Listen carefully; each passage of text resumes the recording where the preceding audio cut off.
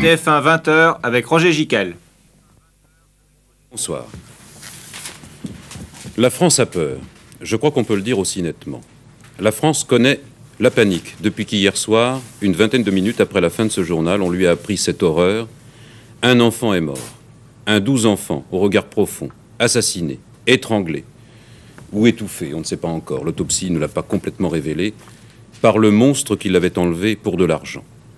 La France a peur. Chaque mère, chaque père a la gorge nouée quand il pense à ce qui s'est passé à Troyes, quand il pense à cet assassin de 23 ans, une relation des parents du petit Philippe, un petit commerçant bien mis, qui a fait croire jusqu'au bout aux parents que l'enfant était vivant, un jeune homme apparemment sans passion, qui ne peut pas de malade mental, mais qui a pourtant tenu tête avec une froide lucidité aux policiers qui l'ont interrogé pendant 48 heures quand il était le témoin numéro 1 de l'affaire. Oui, la France a peur et nous avons peur. Et c'est un sentiment qu'il faut déjà que nous combattions, je crois. Parce qu'on voit bien qu'il débouche sur des envies folles de justice expéditive, de vengeance immédiate et directe. Et comme c'est difficile de ne pas céder à cette tentation quand on imagine la mort atroce de cet enfant. C'est d'ailleurs probablement pour soustraire l'assassin à la colère des habitants de Troyes qu'on l'a mis en prison dans une autre ville, à Chaumont.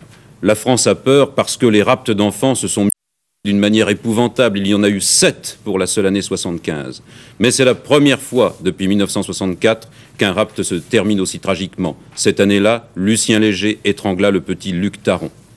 Oui, la France a peur parce que, comme il y a 12 ans, elle ne comprend pas. Exactement comme les parents accablés de Patrick Henry, l'assassin de Philippe.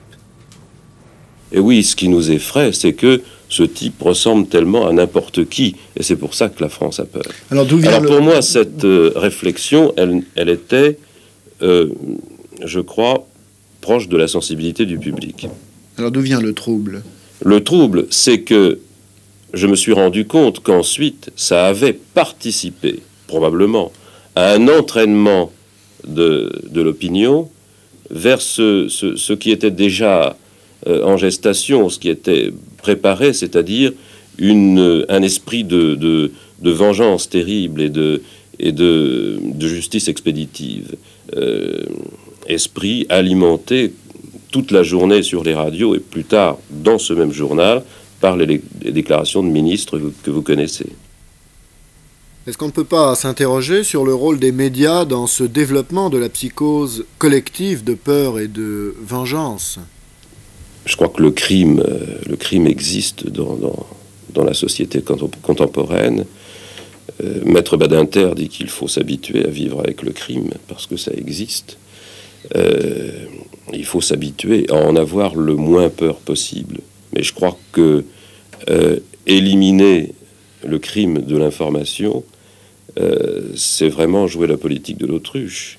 Il est préférable de traiter le crime comme une information, mais d'essayer de désamorcer toute cette panique qu'il y a autour du crime. C'est très difficile à réaliser parce que je vis dans un corps professionnel qui a des réactions et qui sont des réactions de journalistes qui ne se posent pas de questions. Il ne faut pas que le journaliste se pose toujours des questions. C'est presque... Je dirais qu'il y a des moments, c'est le contraire de son métier, de se poser des questions, de savoir s'il doit couvrir telle ou telle information. Et il est très difficile de dire aux reporters d'information générale, qui ne sont pas des gens assoiffés de sang, qui sont simplement des gens en train de chercher l'information là où elle se trouve, il est très difficile de leur dire non, ne traitons pas cette affaire, elle est dangereuse. La dangerosité de la criminalité... de tel type d'affaires, on ne la connaît absolument pas. Et on n'a pas le droit d'indiquer qu'il y aura une censure ou une rétention très forte et générale sur ce type d'information.